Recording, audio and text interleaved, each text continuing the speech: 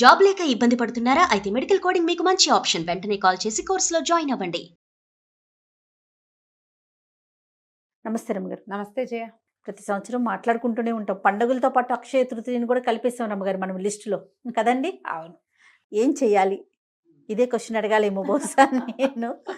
అక్షయ తృతీయ అనగానే ఫస్ట్ చిన్న పిల్లల నుంచి పెద్దవాళ్ళ దాకా బంగారం కొనుక్కోవాలి, బంగారం కొనాల్సిందే అనే ఒక ఆలోచనకు వచ్చేసామండి. అసలు ఎన్ని అక్షయ రకాలు. తృతీయ రోజు ఏం కొనుక్కోవాలి రమ్మగారు? అసలు అక్షయ తృతీయ అంటే ఏమిటో ఎవరికైనా తెలిసేమో చెప్పు. ఇప్పటిదాకా విన్నావా నువ్వు? విన్నావా? వినలేదు. ఎవరు వినలా. ఏమిటి అక్షయ తృతీయ రోజు ఏమైంది, ఏమిటి స్పెషల్ థింగ్ ఎవరికి తెలియదు. కానీ అది బంగారం కొనుక్కునే రోజుగా మాత్రం ప్రఖ్యాతి మారిపోయింది. పొందింది. అంతే, అలా ఎక్కిచ్చేశారు మన తలల్లోకి. Yes, yes. బంగారం కొనకపోతే వచ్చిన కొంప మనకి ఏమీ లేదమ్మా, ఏమీ లేదు, హాయిగా ఉండండి. నేను ఒక్కసారి కూడా కొనలేదు, ఒక్కసారి కూడా కొనలా నేను. నాలాంటి వాళ్ళు బోల్డ్ మంది ఉన్నారు. ఈ కొనకపోతే కుదరదనే పాయింట్ పెట్టుకుని ఇలాంటి ఒక రోజు వచ్చినప్పుడైనా కొనుక్కుంటాం కదా అని అలా ఇది వరకు శ్రావణ మాసం బంగారం కొనాలనేవాళ్ళు చేయ. కనీసం ఆ రూపంలో అయినా ఆడపిల్లలకి కాస్త బంగారం ఏర్పడుతుందని ఓ కాసు ఒక్క గ్రామో అరగ్రామో అయినా బంగారం చేరుస్తామని, అది ఆ చేరుస్తామని కాస్త మేము అమ్ముదామనుకుంటున్నారు వాళ్ళు. మీరు చేరుద్దామనుకోవటం కాదు ఇది పాయింట్. అవును. ఏదో కొనకపోతే కుదరదు, అన్నీ ఉన్న వాళ్ళు కూడా ఈ రోజును కొనుక్కుని తీరాల్సిందే, లేకపోతే కొంపనిపోతుంది. మీ ఇంట్లో ఉన్నదే ఎక్కడికి పోదు. మీ ఇంట్లో ఉన్నది మీ ఇంట్లోనే ఉంటుంది. మీ జాతక లక్షణాలు బట్టి పోతుంది. కానీ అక్షయ తృతీయ నాడు కొనకపోతే బంగారం నడిచొచ్చి కాళ్ళు వచ్చి వెళ్ళిపోతుంది అలాంటివి ఏమి అనుకోకుండా ఏం జరగదు అట్లా. ఆ భయాలన్నీ మానేయండి మొదట. ఇలా మనం ఇతరుల చేతిలోకి వెళ్ళిపోతున్నామని మనకి ఎప్పటికైనా అర్థమవుతుందా జయ? ఇప్పుడు ఎలా అంటే ఇప్పుడు ఇందులో మనం కూడా ఉన్నాం, అందరం ఉంటాం. అంతే. ఏదో ఒకటి బాగుంది, ఇది బాగుంది బాగుంది బాగుంది అని చెప్తాం. విన్న వాళ్ళంతా ఇప్పుడు మనం ఏదో చీరలు చూపించాం పోతారు కొనుక్కుంటారు. అంతే. కొనుక్కోకపోతే కుదరదనే పాయింట్ ఉండకూడదు అంటా నేను అందులో. నువ్వు చీరలు చూపించు, నగలు చూపించు, నీకు అవసరం ఉంటేనే చెయ్యి అంటారు. నచ్చితే కొనుక్కో. అవసరం నీకు కావాలంటే కొనుక్కో. అది ఈ రోజున కొనకపోతే నీకు కుదరదనే పాయింట్ లేదు, అసలు అది లేదు. ఈ రోజున పరశురామ జయంతి, పరశురాముడు పుట్టాడు అక్షయ తృతీయ రోజు. ఈ నార్త్ ఇండియాలో ఇంకా చాలా విషయాలు చెప్తారు. ఈ అక్షయ తృతీయ రోజునే పాండవులకి సూర్య భగవానుడు అక్షయ పాత్ర ఇచ్చాడు. ఆ అక్షయ పాత్రతోటే వాళ్ళు వనవాసంలో ఉన్న నాళ్ళు భోజనం చేశారు. వచ్చిన వాళ్ళందరికీ భోజనం పెట్టారు. దాని మీద ఒక కథ చెప్తారు కదా, దూర్వాస మహాముని వచ్చాడు, భోజనానికి వస్తామన్నాడు. అప్పుడేమీ ఆహారం లేదు, ఏం చేయాలి? పాత్ర తుడిచి ఆవిడ తిని పాత్ర తుడిచాక ఇంకా మళ్ళీ అందులో నుంచి పుట్టదు. అప్పుడు కృష్ణ పరమాత్మ వచ్చి ఏదైనా తడి ఒక మెతుకైనా ఉందేమో చూద్దామంటే ఒక చిన్న ఎండిపోయిన ఆకో మెతుకో ఉంటే అది తీసి ఆయన నోట్లో వేసుకుని సర్వభూత శాంతి చేశాడు. దాంతో ఆహారం కోసం అలమటిస్తూ వచ్చిన దూర్వాసుడు తదితరులందరికీ పొట్ట నిండిపోయింది. తేన్పులు తీస్తూ వెళ్ళిపోయారు. వాళ్ళ పొట్ట నిండిపోయింది కాబట్టి, భగవంతుడు తిన్నాడు కాబట్టి అందరి పొట్ట నిండిపోయిందని. ఆ అక్షయ పాత్ర ఈ రోజున ఇవ్వబడిందని ఒక కథ. ఓకే, అయిందా? ఇంకా చెప్దాం. వ్యాస భగవానుడు మహాభారతం రాయదలుచుకున్నప్పుడు వినాయకుడిని ఘంటం పట్టమని అడిగాడు. విఘ్నేశ్వరుడే ఘంటం పట్టి రాశాడు. ఆ ఘంటం పట్టి మొదట మహాభారతాన్ని స్టార్ట్ చేసిన రోజు అక్షయ తృతీయ అని ఒక కథనం ఉంది. ఇంకా ఉన్నాయి కథలు, ఇంకో కథ చెప్తాం. మన కుచేలుడు శ్రీకృష్ణ పరమాత్మని దర్శించడానికి వెళ్ళాడు. తన ఇంట్లో నుంచి గుప్పెడు ముక్కిపోయిన పాత అటుకులు పట్టుకెళ్ళాడు. చిన్నప్పుడు ఆ కృష్ణుడికి పెట్టాల్సిన అటుకులు తను తినేశాడని, ఆ అటుకులు తెచ్చి రుణం తీర్చుకున్నాడని కథ చెప్పుకుంటారు.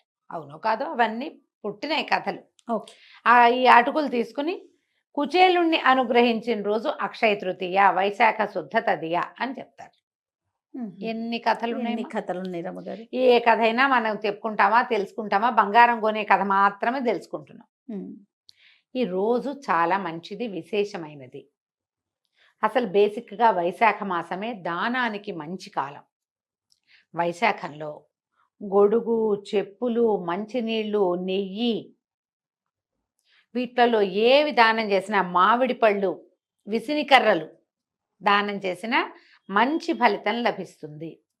ఫలితం అంటే అదేమిటో వచ్చి మీకు పడిపోతుంది అనుకోదు, మంచిది.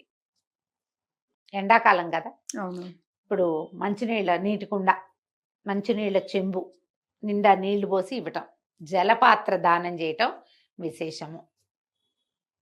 ఇందులో కొనుక్కోవటం పాయింట్ లేదు, ఇచ్చే పాయింట్ ఉంది. దానం అంటే కొనుక్కునేది కాదుగా, ఇచ్చేది కదా. ఇచ్చేది కదా.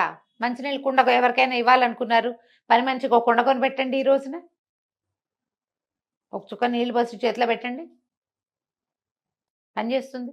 బ్రాహ్మడికే దానం చేయాలని లేదు, ఎవరికైనా చెప్పులు కొనిపెట్టచ్చు. ఇప్పుడు ఇందులో విద్యాదానానికి అవకాశం కూడా ఉంది.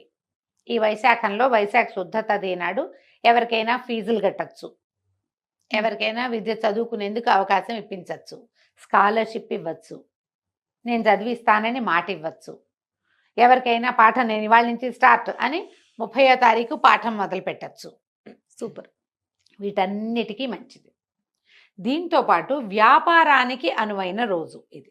కొత్తగా ప్రారంభించే మీరు వారికన్నా ప్రారంభించవచ్చు, ఏదైనా కొత్త వస్తువు కొనుక్కోవచ్చు మీ దగ్గర లేనిది. ఉండి మన దగ్గర చాలా మూలుగుతుంటే బంగారం మళ్ళీ కొనుక్కోవాల్సిన పని లేదు. మీకు అవకాశం ఉంటే కొనుక్కోవచ్చు, దానికోసం అప్పులు చేయక్కర్లేదు, ఇళ్లలో గొడవలు పడక్కర్లేదు. పిల్ల పెళ్ళి జ్యేష్ఠంలో ఉంది, వైశాఖంలో స్టార్ట్ చేస్తే తృతీయ నాడు మొదలుపెట్టి కొనుక్కోండి, మంచిది. ఓకే. అంతేగాని ఈ రోజున కొనుక్కోపోతే నిష్కృతి లేదనేది పాయింట్ మాత్రం అయితే లేదు. ఈ పర్టికులర్ రోజున మీరు ఆహార దానం కూడా చాలా మంచిది. ఇవన్నీ ఇచ్చేవే కానీ తెచ్చుకునేవైతే కాదు. మీరు తృతీయ నాడు మంచిది, ఏదైనా వస్తువు కొనుక్కుంటే మంచిది అంటే బంగారమే కాదు, మీకు ఇంట్లో ఉపయోగపడే ఏ వస్తువైనా కొనుక్కోవచ్చు. మీరు మంచినీళ్ళు కుండ కొనుక్కోవచ్చు, ఓ స్టీల్ గిన్నె కొనుక్కోవచ్చు, ఒక జత బట్టలు కొనుక్కోవచ్చు, ఎవరికైనా ఒక జత బట్టలు కొనిపెట్టచ్చు.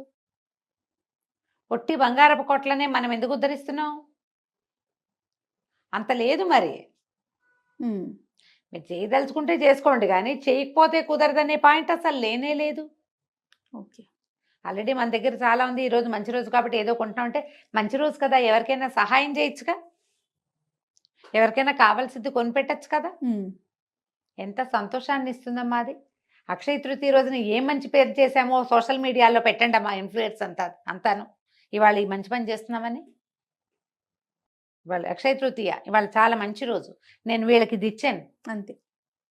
మా ఇంటి దగ్గర ఎవరో ఉన్నారు పాపం, వాళ్ళు పేదవాళ్ళు, చెప్పులు గిప్పులు బాగా కొనుక్కోలేరు, ఇంటికి 10కి చెప్పులు కొని పెట్టండి, అలాంటివి చేయండి అమ్మా. బంగారం కొనుక్కుంటే కొనుక్కోండి మీ ఓపిక, అది కొనుక్కోపోతే కుదరదనే భావాలని మాత్రం దయచేసి పెంపొందించుకోవద్దు, పెంపొందించద్దు కూడా. మంచి పని చేయండి, ప్రతి పర్వదినము మంచి పని చేయటం కోసం చెప్పబడింది. దీంట్లో భగవద్ ధ్యానం, లక్ష్మీ పూజ చేసుకోవచ్చు, విష్ణు పూజ చేసుకోవచ్చు, శివారాధన చేసుకోవచ్చు, ఏ ఆరాధన కుదిరితే ఆ ఆరాధన చేసుకోవచ్చు. రోజు చేసుకునే పూజ ఇంకొంచెం చక్కగా పాయసం చేసి నివేదన చేయండి. పప్పులో పెసరపప్పు ఏదో ఈ కాలానికి ఎండాకాలం కదా, పెసరపప్పు కొని తలా ఒక 1 కేజీ ఇవ్వండి పని వాళ్ళకో ఎవరో ఒకళ్ళకి. ఎవరికైనా చక్కగా స్వయం పాకం ఇచ్చుకోండి, బ్రాహ్మణులకి ఇస్తే మంచిదని మీకు నమ్మకం ఉంటే అలానే చేయండి. చక్కగా స్వయం పాకం ఇవ్వండి, ఎంతో బాగుంటుంది. ఎవరికైనా హెల్ప్ అవసరము, చదువుకునే పిల్లలు ఉన్నారు, లేదా ఏదైనా ట్రస్ట్ వాళ్ళు పిల్లల్ని చదివిస్తారు, వాళ్ళకే ఇవ్వండి. ఈ రోజున అక్షయ తృతీయ రోజున ఇవ్వదలుచుకున్నాను నేను దానం, చక్కగా డబ్బులు పంపించేయండి, హ్యాపీగా ఉంటుంది, మీ వల్ల ఇంకొకళ్ళు బాగుపడతారు కూడా. ఇది చాలా మంచి రోజు. ఈ రోజున ఏదైనా మంచి పని చేస్తే అది ఎక్కువ అవుతుంది. ఈ బంగారం కొనుక్కునేది ఎందుకు? పెరగటం కోసం. మీరు సహాయం చేయండి, పెరుగుతుందిగా, అది కదా కావాలి. పుణ్యబలం పెరుగుతుంది మీకు, మీ పుణ్యబలాన్ని పెంచుకోండి. అదైతే మనతో పాటు మన వెనకాల వస్తుంది. బంగారాలు రావు, మన వెనకాల జనాలు పంచుకుంటారు వాటిని, అది పంచుకోబడుతూ ఉంటుంది కదా.